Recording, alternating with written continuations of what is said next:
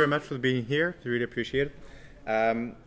We're going to talk today about Bitcoin and how it's possible to de-anonymize a part of the network. I'll give you some information on how Bitcoin works, and then after I'll give you some hints on how you can regroup transactions in order to associate wallets with a real person.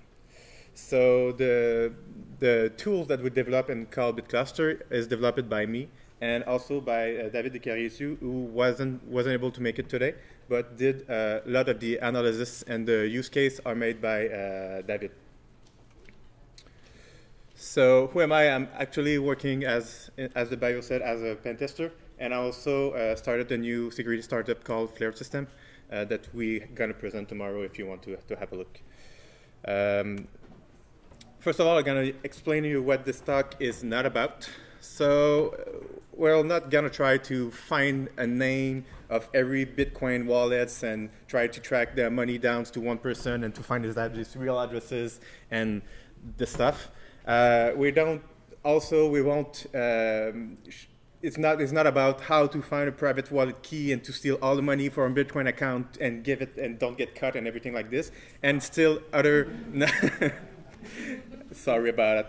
And sorry will not be also generating another Bitcoin gonna crash headline speculation stuff.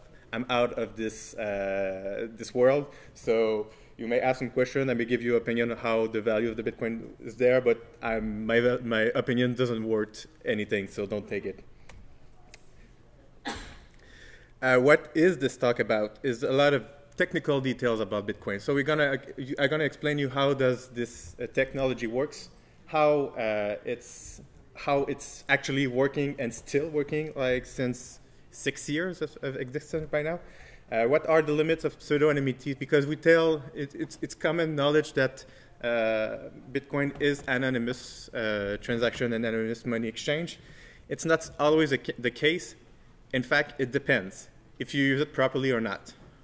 And finally, we're going to present Bitcluster, the most interesting part, in my opinion. I'm going to show you some real use case that you can do with the tools, because yes, that's the thing, to regroup all the transaction and to put every node, every money movement to a graph. But with that, what you can really do. And we'll have a live demo. And finally, we're going to have some case study that David did develop, and I will present those case study to you. So first of all, first of Bitcoin 101 talk, I think some of you may know Bitcoin more than when I start doing this presentation. So for those who are cryptocurrency experts, I'm sorry, you're going to wait some slide before the interesting part occurs. First of all, Bitcoin addresses and wallet. A wallet or an addresses in Bitcoin, it's mostly a public and private key. So when you have a Bitcoin addresses, you do generate a private and public key pairs. You keep the private key for yourself, for sure, and you take the public key, and then you pass it through an algorithm that is described here. And after, with the private key, all the hashing algorithm, all the byte mangling, you get your public addresses. So when you have a Bitcoin addresses, it's nothing more than your private key encoded. We saw 177 million wallets, different addresses. They are generated directly by the user. So the user does generate on his own computer his addresses and does advertise it on the network. So that's why we call it decentralized, because you don't have a central authority that gives addresses. The blockchain is even more knowledge right now. It's the technology that regroups everything that happened in the public ledger that we call the blockchain. Every transaction made on the network, everything that happened on the network, because it's not only applicable to Bitcoin, it's applicable to all those blockchain technologies, are included in what we call blocks, and blocks are accepted in the network, and they form a chain of blocks. What you can do is, because it's stored with hashing algorithm, you cannot alter the chain, and that's a big part of the technology. It's 100% sure that it's unalterable. You cannot alter the chain. On Bitcoin, there's a new block every 10 minutes, and it's done by a proof of work. So there's someone who do some hashing, and then when he have a block that the hash starts with the amount of zeros necessarily, he had a valid block that he can announce on the network, and the network will validate it and include it into the chain. Transaction, that's the real interesting part for Bitcluster. Transaction is what we are able to use to regroup addresses and money movement into a graph. So what you have here, what's common between for transaction is you do reference a moment when you did receive money. So here, when I do want to do a transaction, I'll tell, okay, I have 3 Bitcoin at address 1, H5, and 2. I did receive those 3 Bitcoin in the last transaction number 7DD56.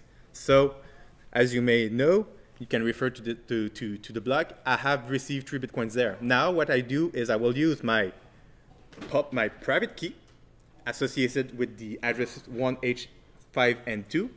I will sign the transaction and tell in the transaction I'm gonna send those 3 Bitcoin that I did receive previously to a new addresses called 1FH545, and to prove it that I own the first addresses, I will use the private key associated with the addresses to sign the transaction process, and I will advertise it on the network.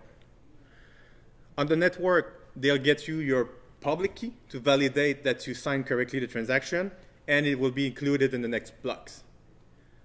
So after that, the addresser 1FH45 can do the same thing. It can refer the transaction I've made, said, remember in this transaction I did receive 3 Bitcoin. Now I will use my private key with 1FH49, and with this private key I will prove you that I own this money and send it back to someone else.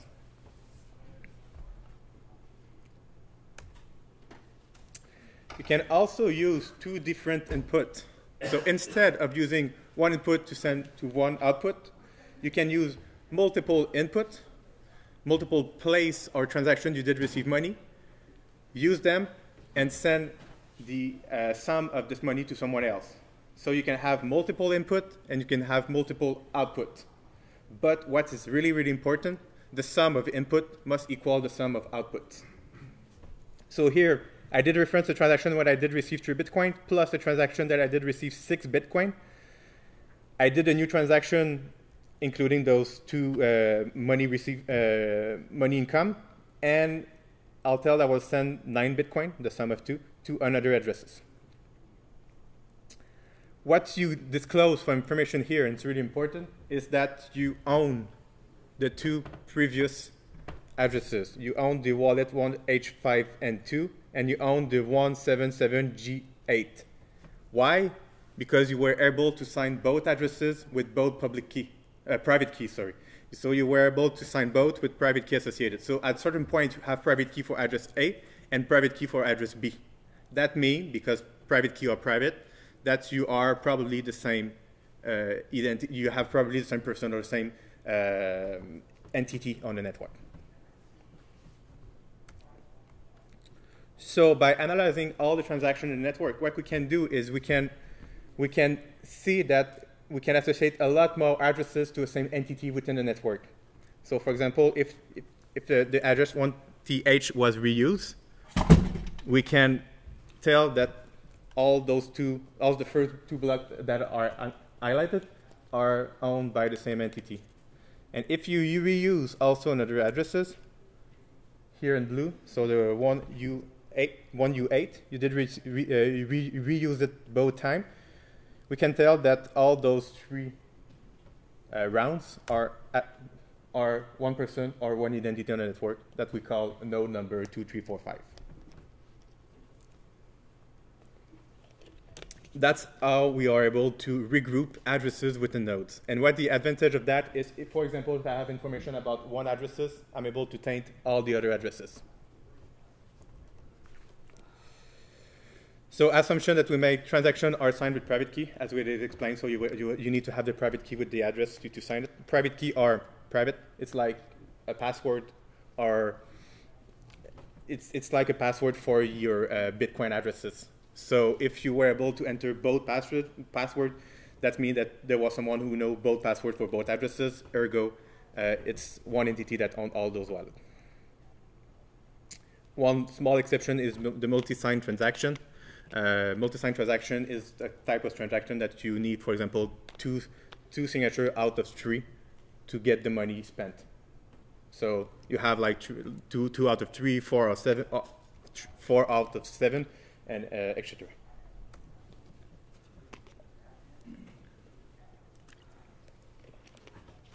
So we found that we have 110 million different nodes on the network. So what we call actor or entity.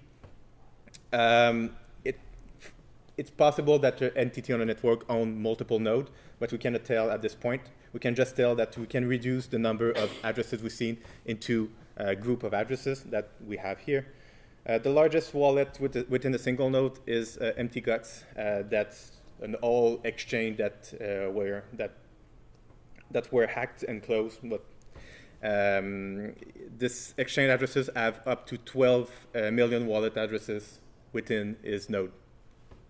And we saw, when we scraped for the number total of transactions, for 575 million transactions on the network. That's the total of all the history of Bitcoin? Of all the history of Bitcoin, yes.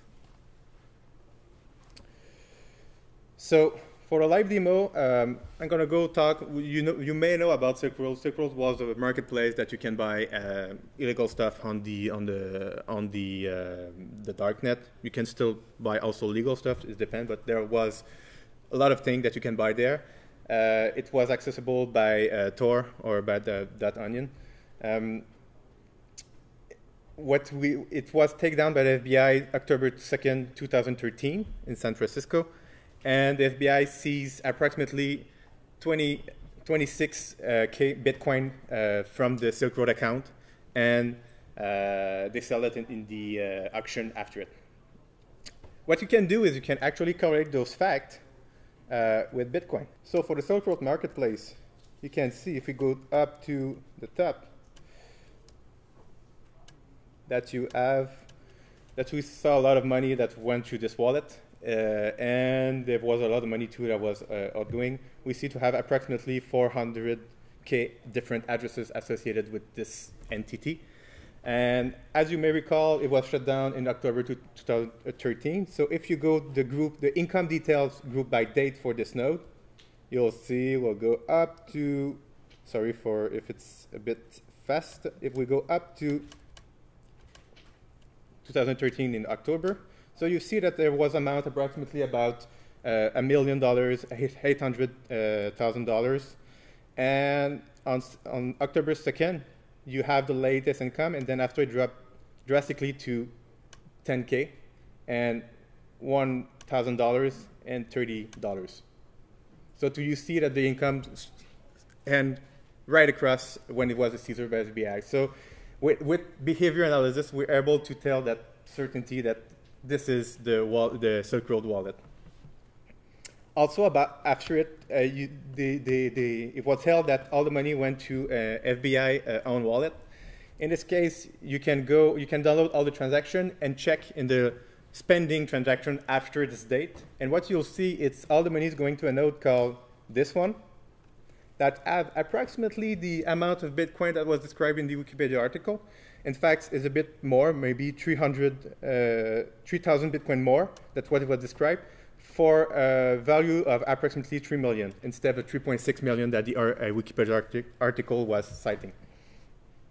And it did spend, after it, the same amount as the Wikipedia article was talking about, so 29,000 Bitcoin, for a worth value of a bit less than what they said. They said about 18 million. It's mostly 17 million worth dollar USD by the time they sell it.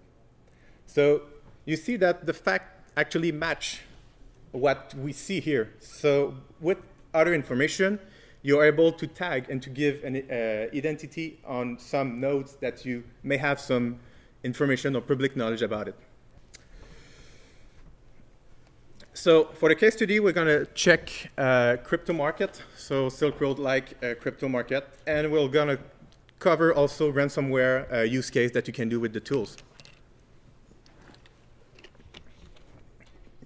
So for the ransomware here, a ransomware is basically something that like a computer asks for money to get it. Here you have the first version of beta. That was not the second one that were really active recently, but the one in 2016. And it tells you that they have military-grade encryption. That's the point that you may tell that it's possible to bypass it. Because actually, it's funny that they use some term like this.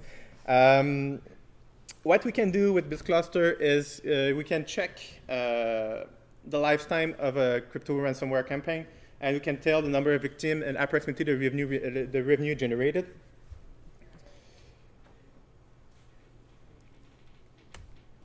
So we have three ransomware we're going to discuss about. The first one is ransomware X. So the cumulative revenue of this on 4 months of activity, it went over $600,000. You see that the campaign span was really, really close. It was pretty lucrative. And 40% of revenue are between 2nd and 24th of November. And the ransomware was pretty special for us because actually, you see the blue lines there is David Research Center was infected by ransomware, and he had to pay the ransom to get his file back because he didn't have any backup. So the thing you see in blue is actually one of the payment is David paying his ransom to the ransomware. So actually, this ransomware was a personal story. And you have other kind of ransomware. The behavior and the generated are really, really change a lot from a ransomware to another. Here you see on this one that it may not did that the same amount of money. It may up to $150,000, but it made it over almost 9 months. So you have a constant revenue, and at a certain point, it stopped. So there's no much money. So what we do assume is they end this campaign and start another campaigns. And sometimes you cannot tell. It's the last ransomware we did check was either the ransomware was a total flop, that I doubt about it, or they did properly.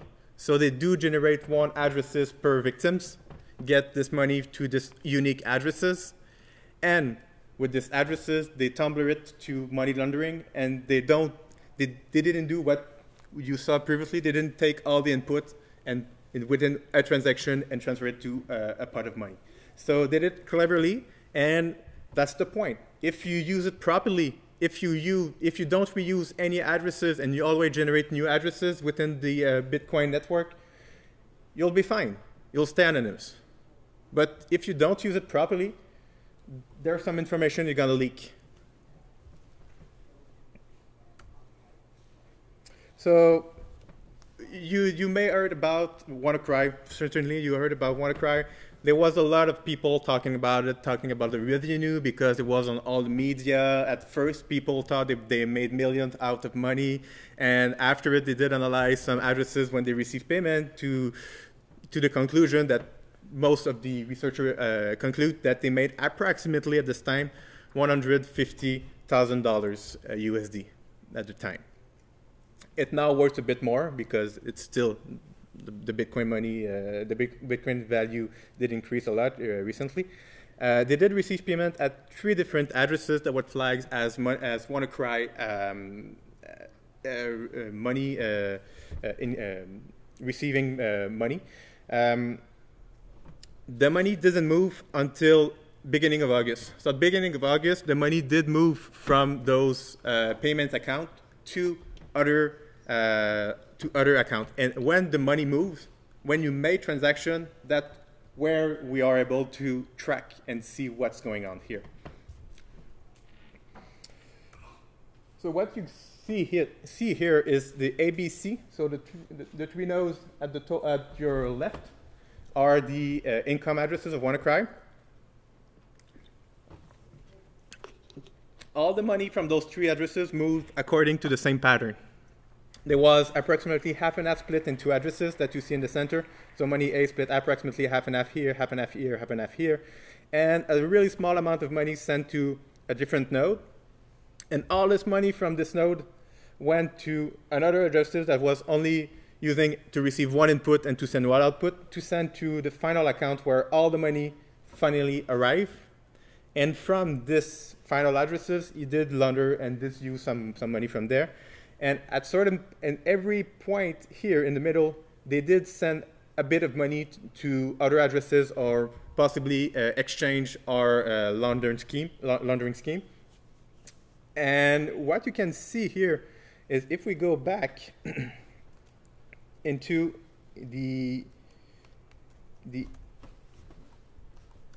here,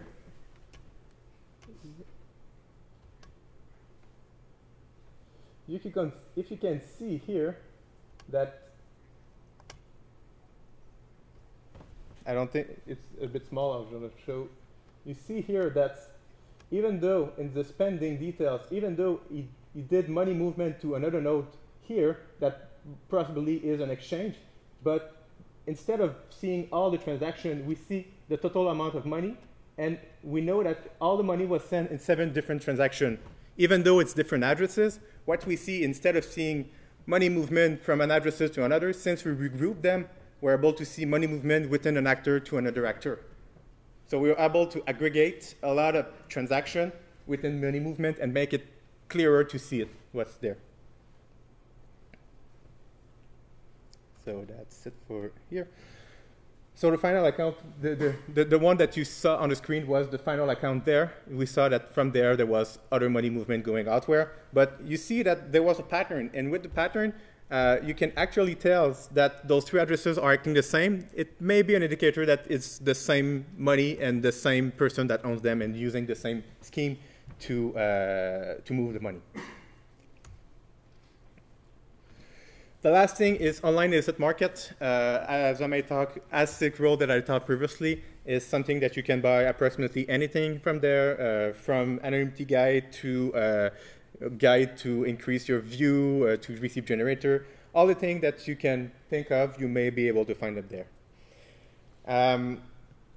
The point is how crypto market works is they actually send the money in what we call an escrow payment. So the buyer put money into the market, and they will have credit inside the market, and they can buy stuff. And within the credit they have, the market will send the money when they receive the product to the seller. So in this point is what we are interested here is for the escrow payment wallet for the crypto market, because they are not actually doing it properly. They're all merging all the money coming from all the buyer into a single pot of money. And then from the single pot of money, they can manage to pay the seller whatever a sale is done or not. And with it, we can actually evaluate the revenue generated on Silk Road. So as you can see, the revenue are increasing linearly. They're constantly growing until the shutdown of the market. And the daily transactions are also increasing approximately the same way. So again, we still have an indicator that still that we may are in front of a crypto market. It may up to 3,000 transactions per day.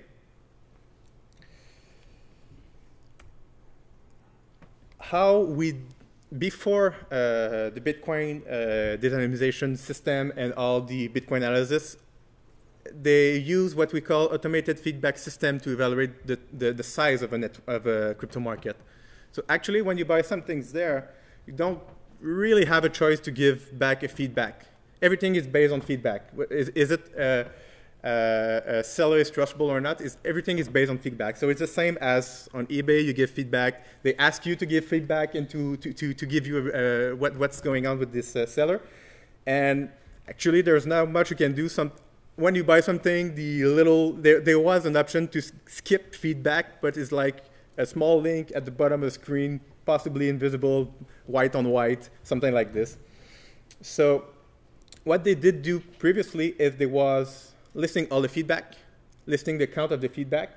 They can actually, with feedback, you can actually see the money that the people pay to get this article or this listing. If it's not listed there, you can take the buying price, multiply by the number of comments, and you get a scope of approximately how many money that went through this crypto market. As you can see, this one did buy some cocaine, and I think it was pretty great because it said that it had a strong bubblegum taste, and seems to be a good thing because it gave it 5 stars out of 5. So in comparison at what we talked previously, you have a study that did that take every feedback from every crypto market and graph it over the day. And what we see is with Bitcluster, you get really higher amount of money within this escrow payment wallet. Here, it's quite different for Silk Road. Because the Silk Road was the first one, people thought it was there forever. So they did put, for example, $200 in there and use it, for example, only $100 for first buy. So they let the money sleep there, and they didn't thought that the crypto market could have been taken down.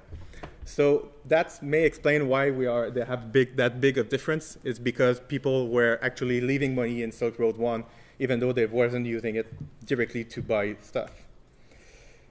And for later one, they did learn from their mistake, and you can see that it's pretty close. It's really closer that we may miss some money within the automated feedback system, but we still have a good idea of the size of the network. And really interesting is that at the beginning, you see that the feedback are higher than the actual revenue generated by Bitcoin. And the point is, the assumption we make is when you have a new crypto market, to make it credible, you need to create fake feedback to prove that there are activities on the network. So it make you credible, and people then after buy stuff from you. You can see that most of the money from crypto market are under $500, and approximately 50% of them are even under $100. So there's a lot of small transactions that make all the money. This one is pretty interesting too. Is as you can see, the link between the crypto market, there was money going from one crypto market directly to another one. You may think that all the crypto markets are owned by one person, and I don't think that's the point, that's the idea. But what is the more credible explanation is there people are buying a large quantity on one network, are reselling it at smaller quantity on another network, on another network without laundering money and send it back to another wallet. So they did take the money from one place and then send it to another market directly, and that's why you see flow of money between crypto market.